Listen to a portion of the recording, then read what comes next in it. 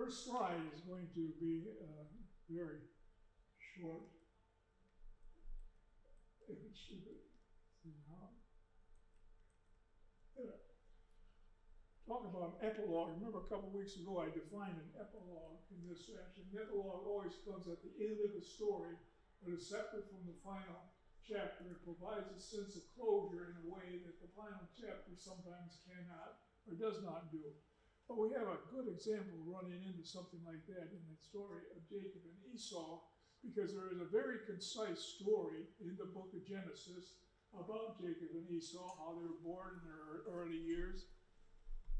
And then what we find that's quite interesting is that throughout the Bible, there's evidence of the fact that there were things about the story of Jacob and Esau that keep showing up.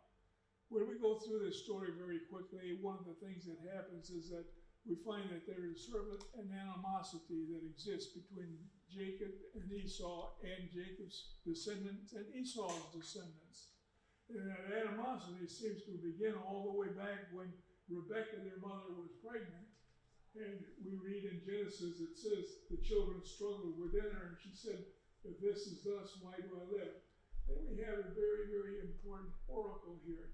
And the Lord said to her, 2 nations are in your womb, and 2 peoples born to you shall be divided, and the one shall be stronger than the other, and the elder shall serve the younger. Now that's stated before the babies are born, maybe when they were born. Esau was born first, and you notice that Rebekah is still in the background, undergoing labor with Jacob. We take a look at this oracle of Rebekah. I have reworked it just a little bit, and the oracle is thought about in this fashion. The outcome of Rebekah's oracle likely transcend the expectations that are expressed in Genesis 25. Well, those expectations are that the younger will surpass the elder. But actually what we find out is that there's an awful lot that's going on. And what I'm going to try to do in the next week, this week and next week, is show how this transcends all the way from what we have in the book of Genesis past what we have in the New Testament. Next week we're going to take a look at a little bit of Jewish history and see how the story of Jacob and Esau even goes that far. The story centers around this birthright problem, namely that Esau was the one that was born first, therefore earned the birthright. And the birthright gives him a position that's a little bit different, and an inheritance that's a little bit different. But what we find in the story of Jacob and Esau in Genesis is that Esau disdains that birthright at one point and sells it to his brother Jacob. And then with the help of his mother, Jacob managed to steal the blessing of his father. And Esau finds himself left out in the cold, having no blessing and having no birthright, and swears that when his father dies, he says, I'm going to kill him. I will kill my brother. This prompted Rebekah, Jacob's mother, to say, get out of here, flee to Laban, to my brother in Haran. Well, we went through this flight to Haran. Turns out that going all the way from Beersheba way down here is a total of 500 miles. That's going to get him far enough away from Esau. And what I have here is a cancel. I've condensed quite a bit. Jacob spends the next 20 years in Haran, and he has a family of 2 wives, 2 concubines, 11 boys, and becomes very wealthy. At the same time, Esau moved to the Sierra Mountain region and established in that area a place called Edom. Edom and Esau really mean about the same thing. And we know that he must have been successful because we find that he has 400 men accompanying him when he does meet Jacob. Well, this meeting of Jacob should prove to be a rather important part of this story, because Esau has sworn to kill Jacob when he sees him. After 20 years, you're going to get together, but what happens when they get together? Well, we talked about that a couple weeks ago, is that they fall into each other's arms, they embrace each other, and they act as brothers. They act as brothers, and they get acquainted with each other's family, but then we get this rather interesting thing happening, and that is that Jacob and Esau don't stay together. As a matter of fact, it's almost like a mutual pact. Jacob's going to go in one direction, Esau in the other. Esau is going to return to the Seir, down in that southern region, and Jacob's going to stay up there in Palestine. So the two boys separate, and they never really see each other again until their father Isaac dies, and it seems that they get together to marry Isaac. But other than that, they didn't have too much to do with each other. I pointed out that probably one of the reasons is that they were both wise enough to realize that they didn't get along that well with each other, and maybe it might be better that they did separate. But now what we find kind of interesting, even though this is the end of the story, as we find it in Genesis, there are things concerning the ancestors or the descendants of Jacob and the descendants of Esau that keep showing up in the Old Testament. Old Testament has several references to it. One of those we talked about is the fact that when Moses was leading the children out of Egypt, the people in Edom did not want the Israelites to pass through their country, and as a consequence they had to make this great big loop all the way from Kadesh Barnea, where they had gone to, all the way down to the Gulf of Aqaba, and to get around Edom.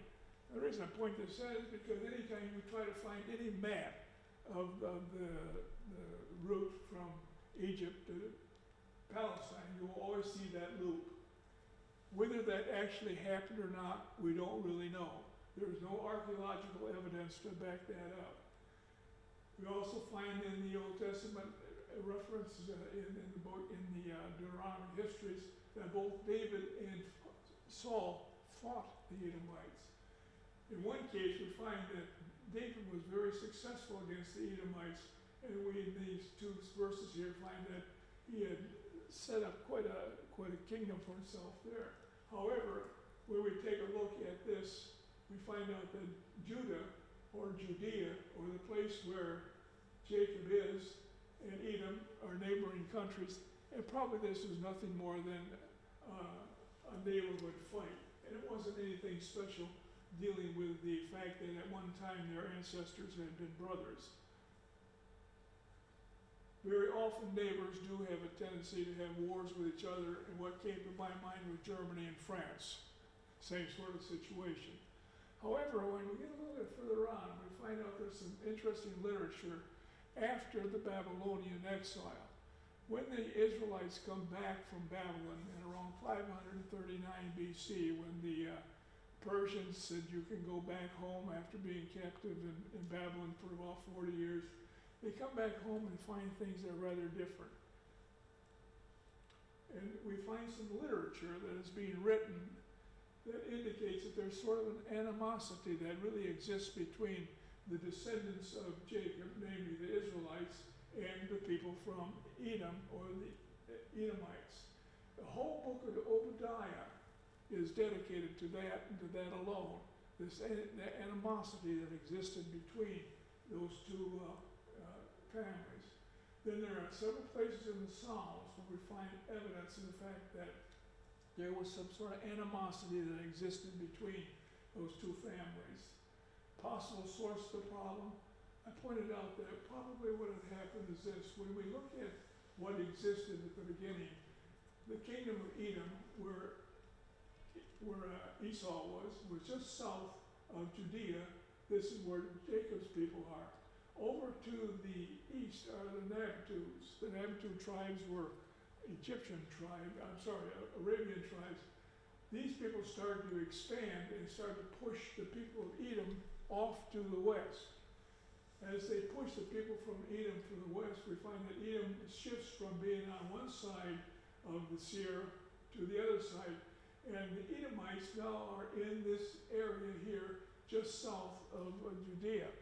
By the time the Israelites come back from Babylon, the ones that come back, they find that these Edomites, or Edomians, we'll call them, Edomians, are actually occupying a significant part of Judea. And this is probably where some of the problems came. Here is a map that has a lot of things that are incorrect. For one thing, it's not that easy to read.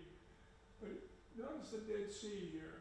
And you notice there's a division right at the middle here between Judea and Edomite territory. And actually the Edomites are occupying the lower half of Judea. Places like Hebron are almost right on the border. Beersheba, where Jacob had originated from, is actually a part of the Edomite territory right now. And that might have been the reason for this feeling that these people had that we read about in the Psalms and in the book of Obadiah. After that, as a matter of fact, when the Israelites come back from Babylon, we have a period of about 100 years where they get established back in Judea. But then we have a period of about 400 years between the Old Testament and the New Testament about which we know nothing. We know nothing.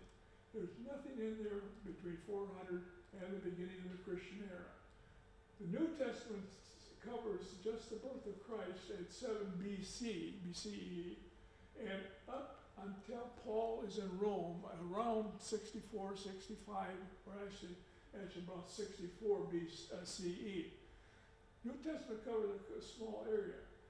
Yet we find that in approximately 2 centuries of this era, from about 160 BCE to 66 CE, both the Israelites and the Idumeans were able to establish ruling royal dynasties. They actually had kings. They actually had kings as rulers. I want to take a little bit of a look at that. We saw a little bit of that a couple of weeks ago or a week or so ago, in that what we don't have anything of in the Old Testament is anything at all about Alexander the Great and the Greek occupation of that area. Nothing is mentioned at all in the Old Testament. But Alexander the Great, probably one of the most well-known names in history, and here's a little bit about him, but I like this down here. This results in him being one of the, probably one of the best-known persons in all of history. He was a very interesting guy.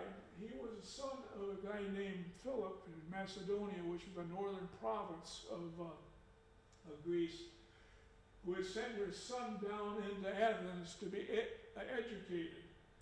And here we find this man, Alexander, the son of Philip the prince, being educated by no less than Aristotle. He was very proud of this. Actually, at the age of 20, Alexander started out on a conquest of the world and did a pretty good job of it. As a matter of fact, this is the territory all the way from Greece, all the way to India, that had come under his control. He was only about 30 years old when all this happened. When something rather dramatic did happen. When he was 32 years old, he died. But he had made provisions before he died to see to it that some of the things that he had gained from the time that he had spent in Athens with people like Aristotle and had been steeped in this Greek culture, that this Greek culture should be spread throughout the world that he had conquered. So one of the things that he did was make provision that at his death, that his empire would be divided among these 5 people. They're called the Diadochi. These 5 men were all generals of Alexander. Here is a map. I think I mentioned to you a week or so ago, I'm interested to try to find a map of where these 5 places were. You can't find one because almost immediately after Alexander died, they started fighting with each other and the border started changing just about weekly.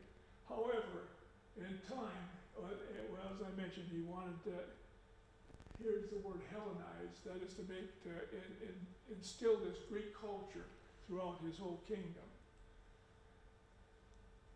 What we find is that in time, a period of about 300 years, things are under the control of this Greek general, Seleucus, and we had this whole solution. Whoops, I've got to go backwards. We had this whole area right in here that's pretty much under the control of the Seleucids, who were part of the They're Seleucids. And here's the Seleucid Empire. And you notice that it incorporates Palestine. Look at the date here. We're going to jump all the way to about 175. That's just about 200 years after Alexander dies. A man comes along by the name of Antiochus IV. There are 3 of them before him. But this guy was in a class by himself because he was very much involved in the persecution of the Jews, particularly the Jews in Judea and Samaria.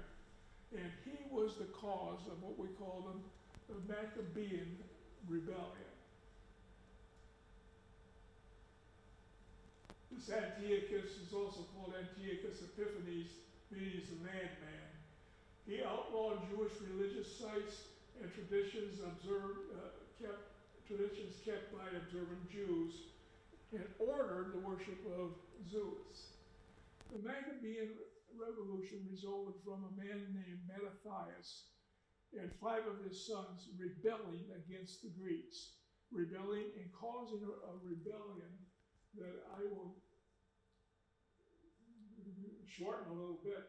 A rebellious war that lasted about 6 or 7 years and resulted in the Hasmonean dynasty.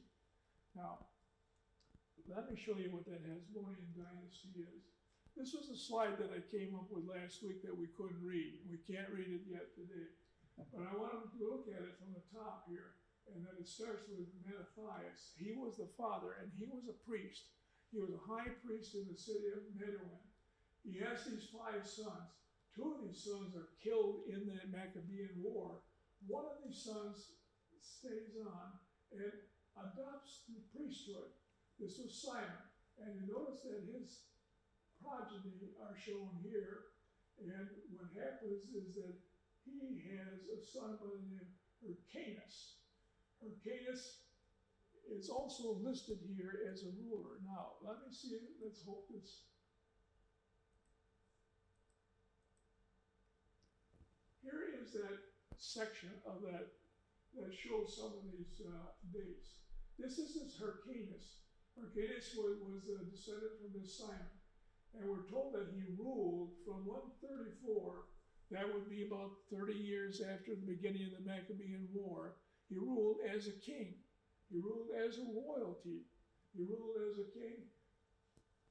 And he was able to pass that on. He passed it on to a son, who passed it on to a brother, who passed it on to his brother's wife. And actually, we have 2 people here that are listed as rulers, as kings of the Hasmoneans, and one of them as the queen of the Hasmoneans. This queen, when she dies, had designated that this man, Hyrcanus II, same name as this one, Hyrcanus II, now be made king, and he ruled for about a year before it was passed on to Aristobulus, and Aristobulus ruled from 66 to 63 BCE. There we have a succession of these kings. But if you're watching it carefully, you notice that it picks up again here. After a period of what? 23 years. For 23 years, there was nobody ruling in this area. Well, guess what?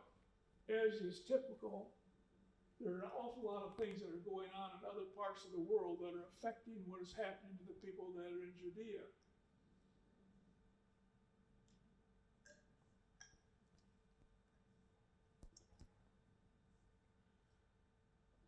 What do you think might be happening in another part of the world at that time that might affect the people in Judea? And that is that Greece was losing its hold on the colonies. It was losing its hold on those lands that they had conquered. Losing its hold to whom? To the Romans. The Romans were starting to build up. By this time, the Romans had really become something rather considerable. If we look at this thing rather carefully, you'll notice that there's one date that kind of sticks out a couple of times here. And that's the date of 63. If you look at this Hyrcanus II, he is the high priest during the Hasmonean period. He's king for a short time, then all of a sudden, he again becomes a high priest in 63, and high priest all the way up to 40 BC, all the way up to this period down here. How did that happen? Well, 63 is a very magical date in some regards. Here's a map that I found rather interesting. It's a map of the Seleucid Empire. And when I first saw this map, I was puzzled by what is this great big blue region over here up in the northeast part of the Seleucid Empire. Well, this is written in French, and if you could read it, you could read it in French. But it says, this was the area that was occupied by the Romans under Pompey. All of a sudden, we find that Pompey, a Roman general, gets control over a part of Judea here in 64 BC, and in 63 BC, he actually marches into Jerusalem. That's why 63 becomes a rather significant date as far as these histories are concerned. All of a sudden, we find that Judea is no longer under the control of the Greeks in any way whatsoever. It's under the control of Rome. Rome is not going to allow any rulers of any Hasmonean dynasty. And that was the end of any of the Hasmonean rulers, except that one that we'll see a little bit later. This becomes very significant then to keep in mind that from 63 on, the Hasmoneans do exist as a people, but they exist as a people largely because of the fact they still have the priesthood. If I can get back to that slide.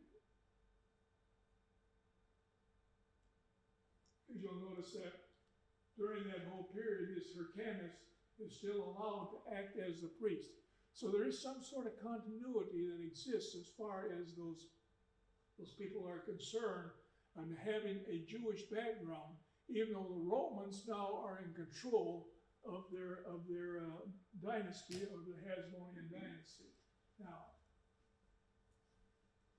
what we find after 63, there are some things that are rather significant. One of them is that the Roman Senate appoints his first triumvirate. Let me explain something. For a while, the Romans had a dictator by the name of Sulla. I think it was around 87 BC or something like that. He was overthrown. And for the next 15, 16 years or so, the Romans were ruled by a senate. They were a republic. And what they would do is appoint senators to come to Rome, and they would do the governing. They did not want to have anybody as a single person in charge. They thought it would be better to have a triumvirate. Now, the idea of a triumvirate is not all that bad, particularly when we take a look at what that first triumvirate was like. The first triumvirate that was appointed included this man Pompey. He had proven himself to be very, very successful in the Near East. We saw how he had gotten into Jerusalem. Then there was this man Crassus.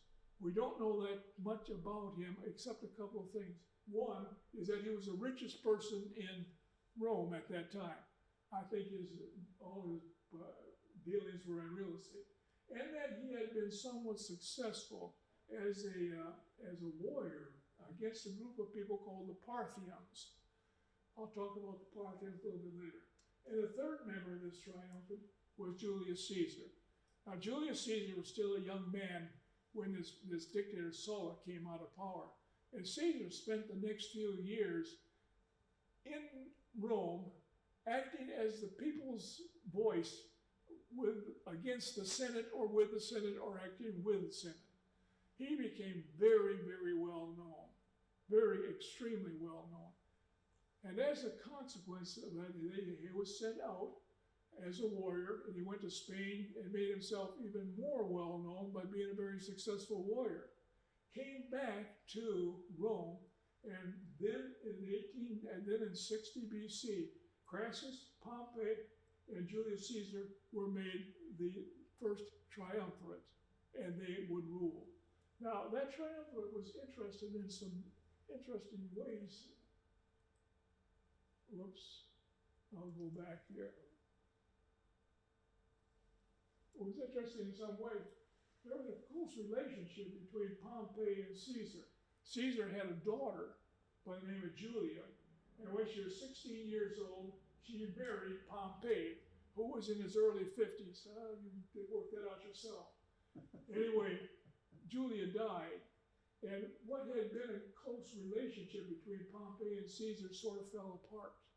And there's sort of a break between those two men. Whether it was over the death of that daughter, Julia, I don't really know. The other thing that happened is that this guy Crassus was way out in the east, and I think what happened when he was out in the east, I thought I had a slide that said this. Crassus got killed. Crassus was killed. Now all of a sudden we have an interesting situation. Caesar and Pompey still are part of the triumvirate. Crassus is no longer part of the triumvirate. In 58 BC, Julius Caesar moved out of Rome and went into Europe. He went into France and he went into Britain, actually, and probably into Germany. And Julius Caesar was extremely victorious.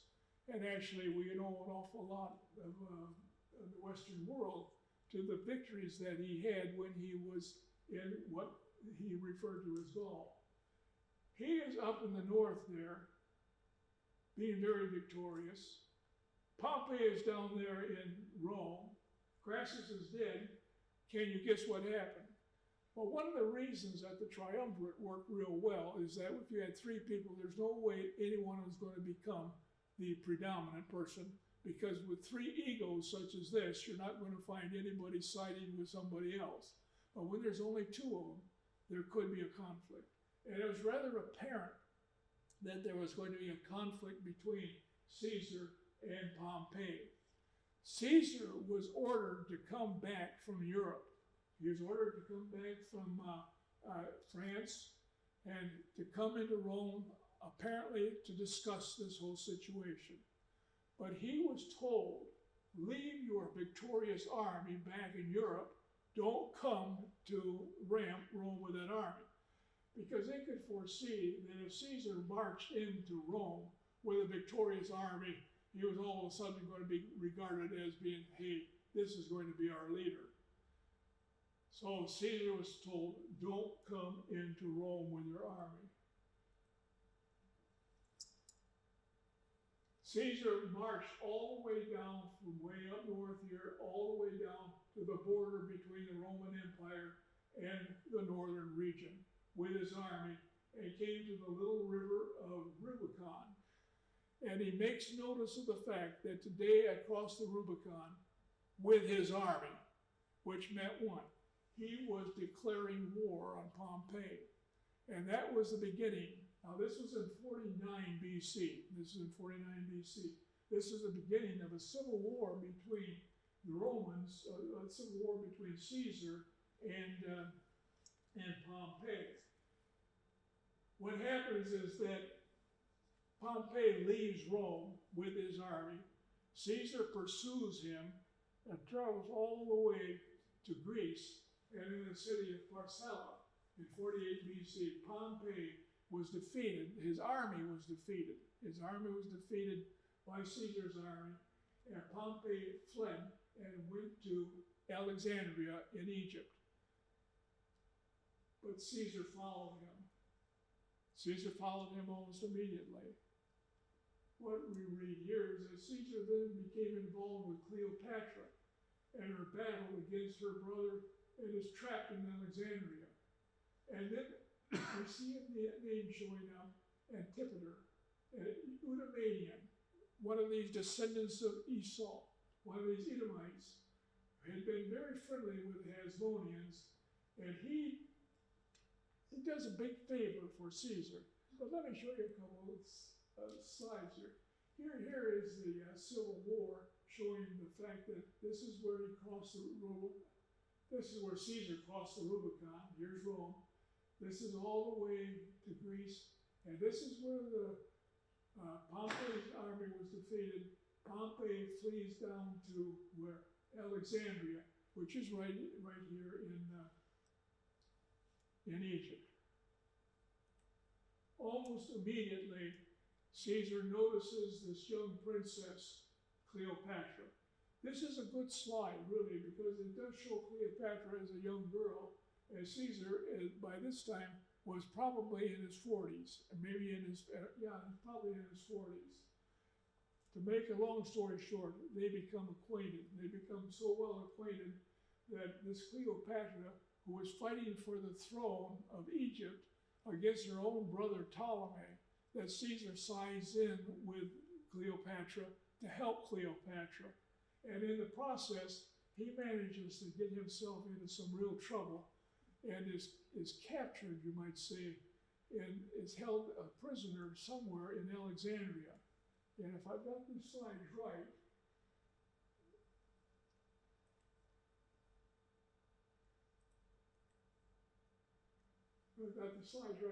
when Caesar was besieged in Alexandria, this man Antipater rescued him with 3,000 men with the help of some numerous friends. Now, let's talk a little about this Antipater. Antipater was an Edomite. He was an Idumean. He was not an Israelite, but he was wealthy.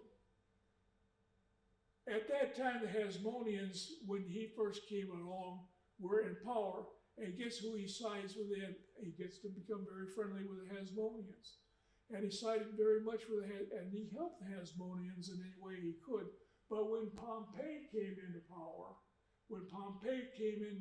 in 63 BC, guess what? All of a sudden, Antipater, that's his name, Antipater, sides with Pompey. He now is a good friend of Pompey. Well, this man Antipater is nothing but a politician of the very unbelievable sorts. Because when Pompey was conquered, and Pompey had fled to Alexandria, and Pompey goes to Alexandria, we find out there is a situation where Caesar, in fighting with Cleopatra, is finding himself as being a prisoner, and this Antipater comes along with some friends and frees Caesar. Now, all of a sudden, since Pompey is dead, guess who Antipater decides to side with? With Caesar. So he becomes a very good friend of Caesar. So this Antipater gets in Caesar's good favor, and Caesar does a rather interesting thing. He makes this Edomanian, this Edomite, this guy that was not an Israelite, he made him the curator all of Judea. He made him the governor of the whole region of Judea. As a curator, I think you see he could collect taxes. But another thing that Antipater did was this. He made his sons, his Phasaelus and Herod, governors of Jerusalem and Galilee, respectively. This Antipater was quite a deal maker, because prior to this, he had taken his son Herod and had married him off to one of the Hasmonean princesses by the name of Miriam. Is this getting complicated? Yes, it was very complicated. And Herod now is married to a Hasmonean princess, but the Hasmoneans are not in any power anymore. You'll see a picture of him in a little bit. But he is a governor of Galilee. I'm going to go back one more slide here. If you go back to that map, there's something else that's worth looking at. And you'll notice that when Caesar is down here in Alexandria, all of a sudden he goes all the way up here and into Pontus. And he has a battle in Pontus, a very important war that lasted all of, guess what? 5 days. And this is where he came back and said, I came, I saw, and I conquered. But it was only 5 days here. But what we find the situation now is that Caesar is going to reach the point where he's going to have to make some decision. Oh, there it is. Caesar's campaign. This is where he said, Vidi, Vici. I came, I saw, I conquered. How many of you learned that when you were in school?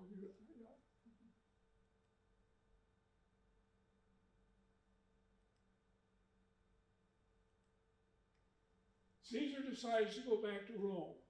This is approximately 48 BC.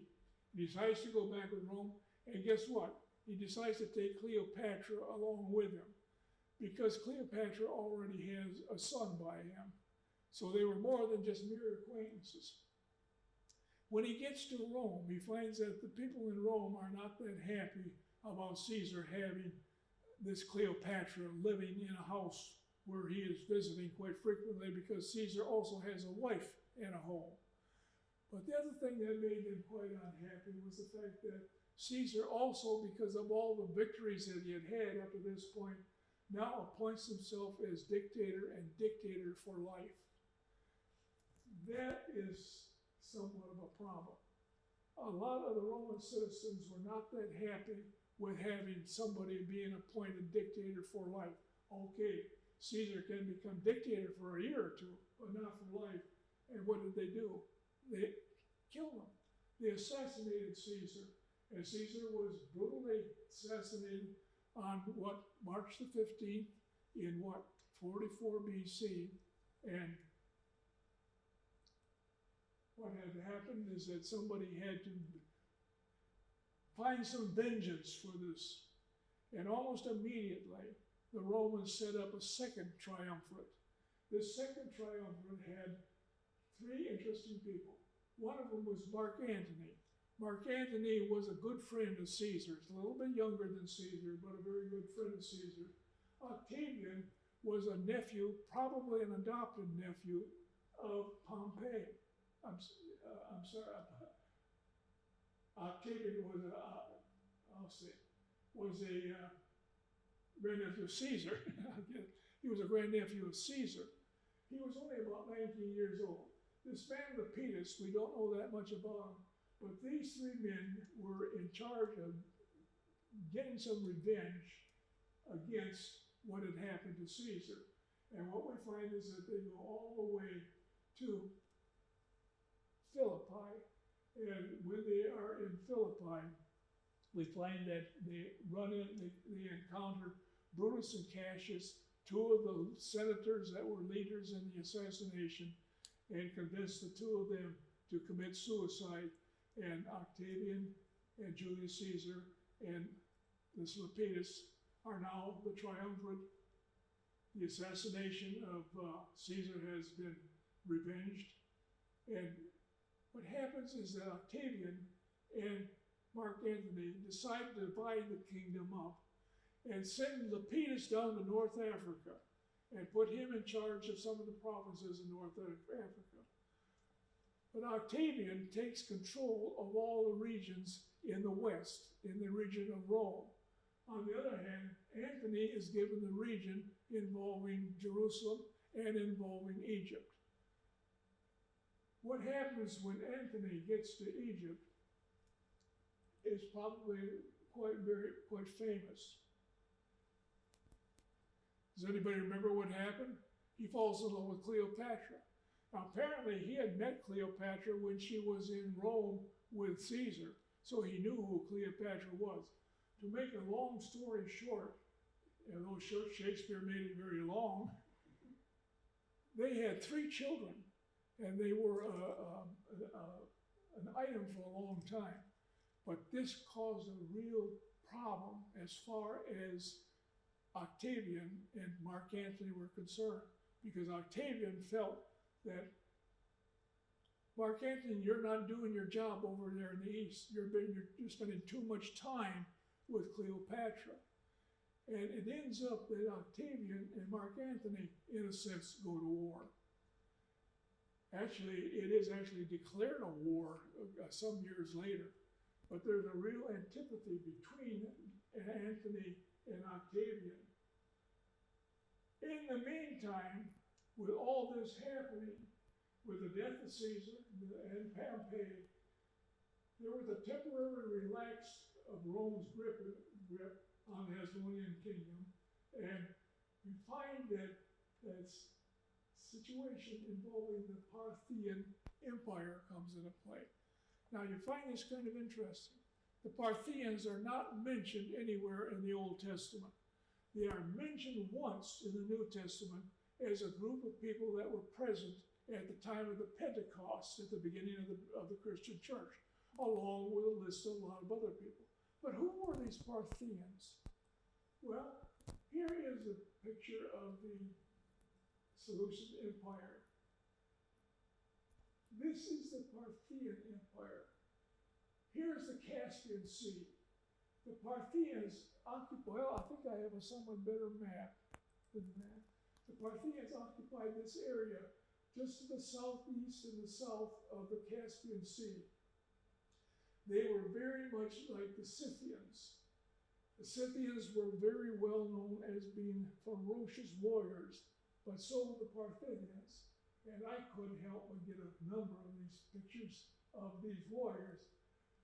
In particular, some of these Parthian warriors who were also very good archers. Part of the reason we don't hear much about the Parthians in the Old Testament is that the Romans and the Israelites, or nobody had very much success against them.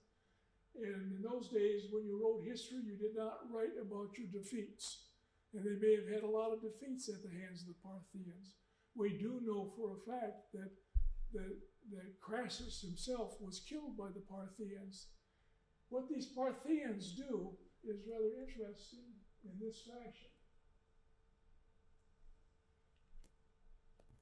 They get in touch with the Hasmonean kingdom. Now, what was this Hasmonean kingdom? It was still this group of Hasmoneans that had a head man who was their priest, but not a ruler. He was not a king. They get a hold of them.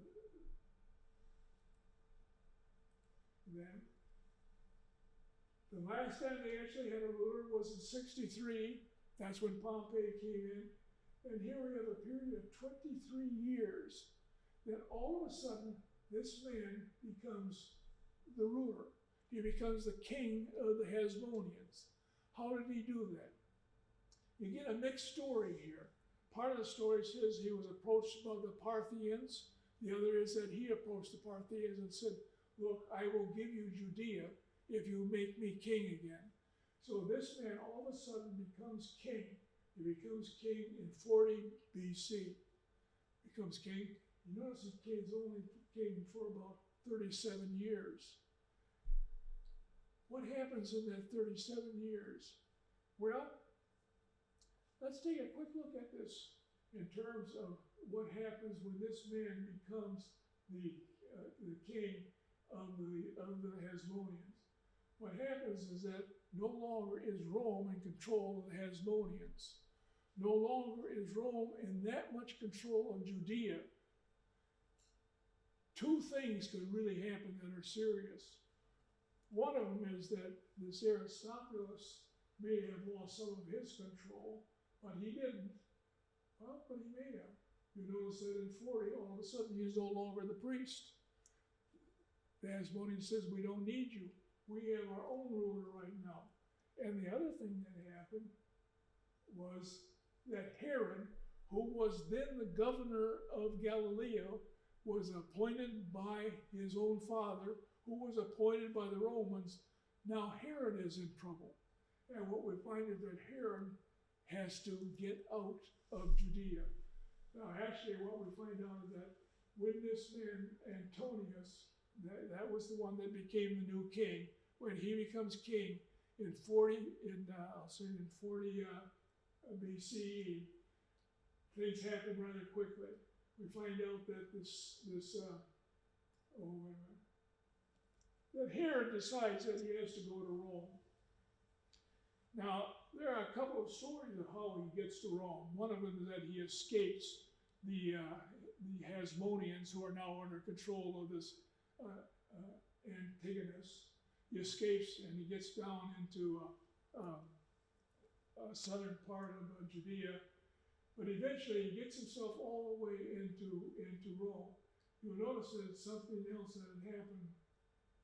This man Fascio, who was the brother of Herod, he committed suicide. In other words, Herod knew full well what could happen to him if these Hasmoneans came into trouble. And Herod decides to leave. Herod goes to Rome. Herod and his family were besieging Masada, and then he went down to Rome.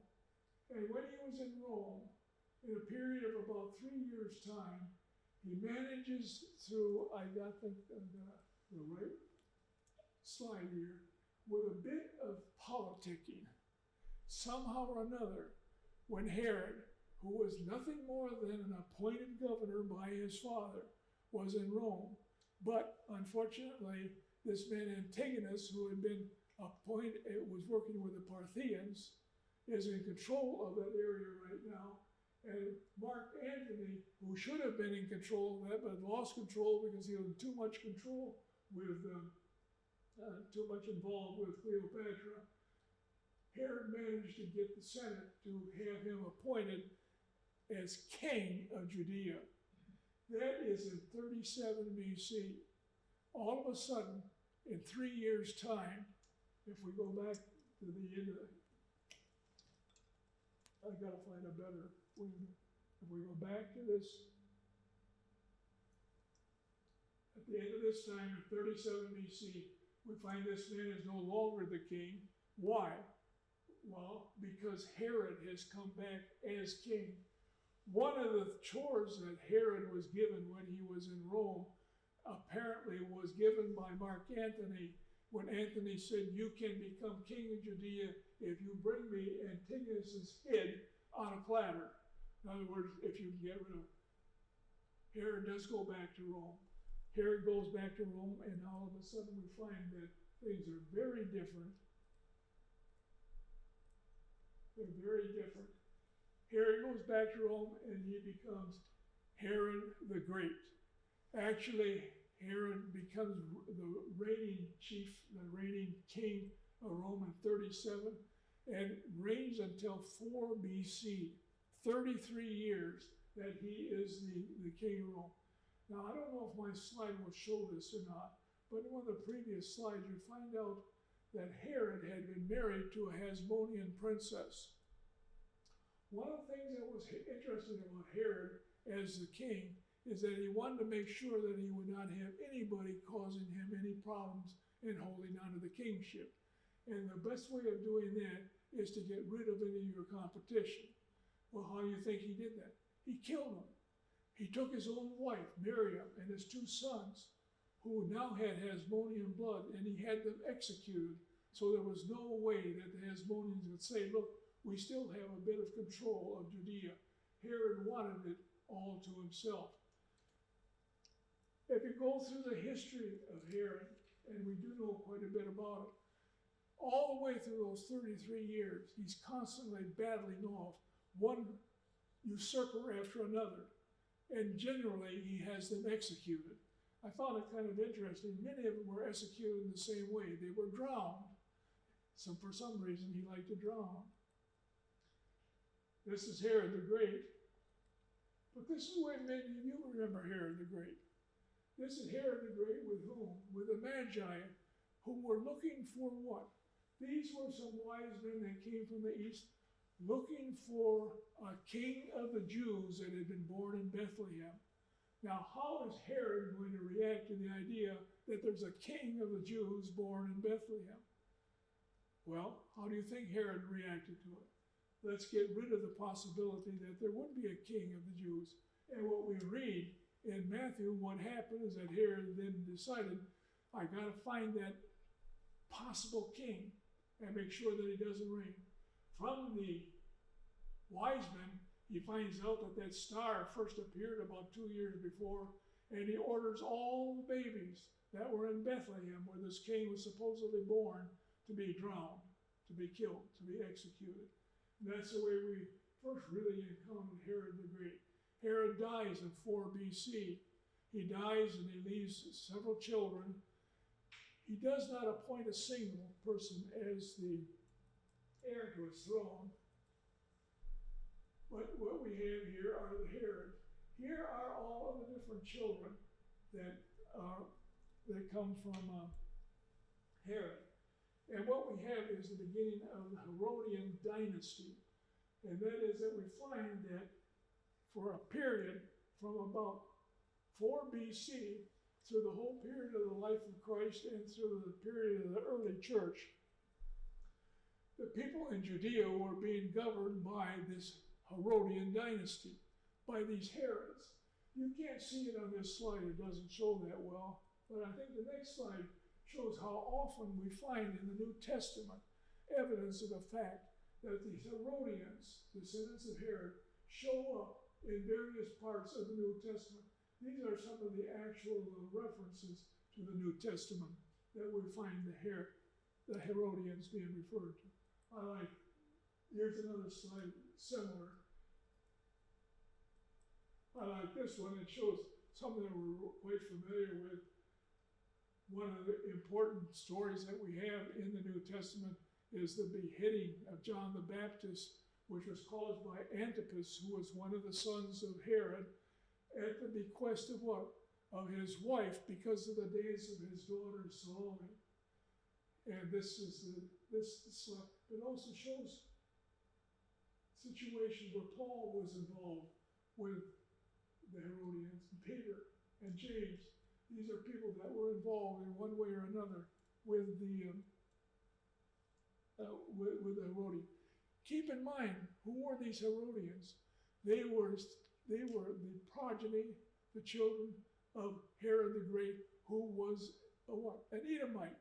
He was the descendant of Esau. He was not one of them. He was one of these people that was detested.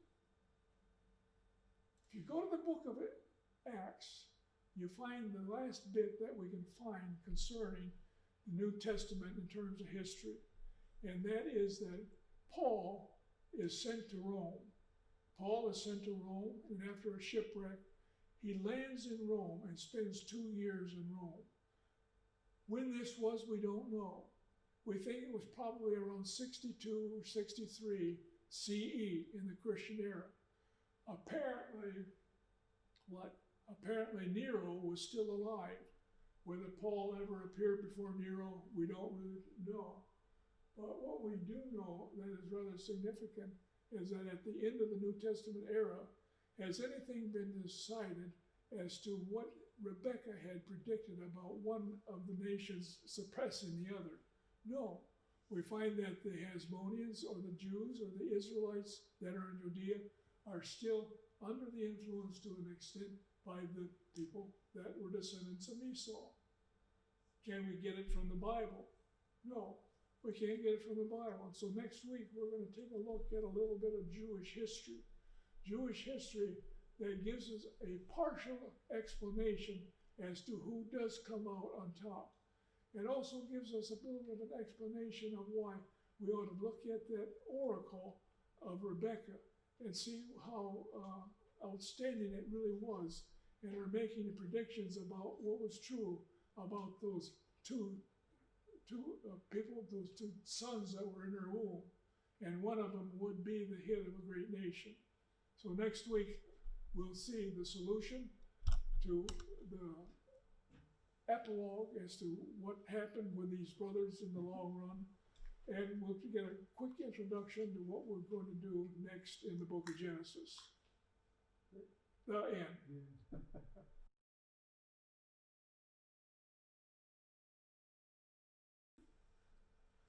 I should have mentioned that were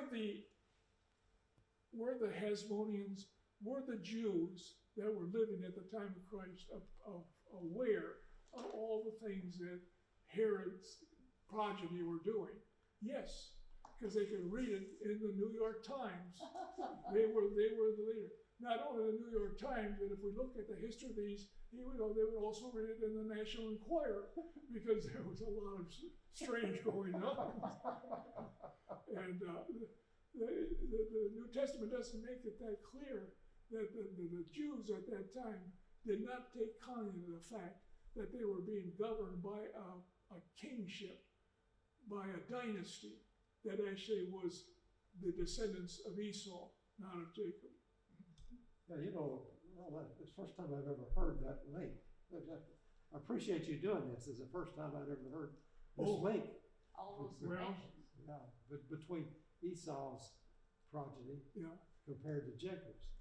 I should have said something earlier. I think it's kind of interesting that when we get to other parts of the Bible, we find that this idea of following through is rather unique in the case of Jacob and Esau. We don't know of any other family that's followed that way until we get to the Deuteronomic histories. And there we find that the Deuteronomic historian is a great one for following through of introducing somebody and showing that person later on, so that we get to know that person quite well. And in a sense, the story of Jacob and Esau all the way through the New Testament and beyond is somewhat akin to what we find in the Deuteronomic histories. Okay? Okay. I'm finding it very interesting to look into this Jewish history. I hope you won't be bored with it, but No, we're I'm going enjoying to encounter some. Yep. I'll give you a little bit of a hint. A little bit of a hint. Why do you think things changed within a decade of the time that we look at Paul being in Rome? Everything changed completely because the Romans had a series of emperors who were bad and got worse and worse yet and unbelievable. And they had a series of very evil emperors. And that I'll get into that a little bit and why that was the cause of what we call the Jewish Wars. 3 Jewish wars that the Jews fought against Rome. Not successfully, but they did fight them. You've given us a challenge. I recently picked up Plutarch's Lives and read about Caesar in Plutarch's Lives. And Yep. I said I recently read about Caesar Oh, yeah. in Plutarch's Lives. Oh, yeah. Now you've given me a challenge to read some more. Well, if there is time next week, I may also talk a little bit about Josephus. How do you know who Josephus was? He was a He's a great historian. historian. The right? reason we have so much of this information comes from Josephus.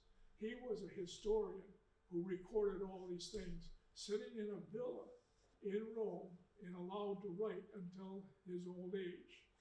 How did he start out? He was a general with the Jews against the Romans. You want to hear about Josephus. You want to talk. You think Antipater was a character who changed sides. So was Josephus. Good. So I'll talk a little bit about Josephus as well, because we owe an awful lot of what we know about this era of history to Josephus. Right. I'll tell you one other thing about Josephus, and I'll go on. And Josephus always liked to make a hero in a story. And guess who the hero always was in the story? Josephus.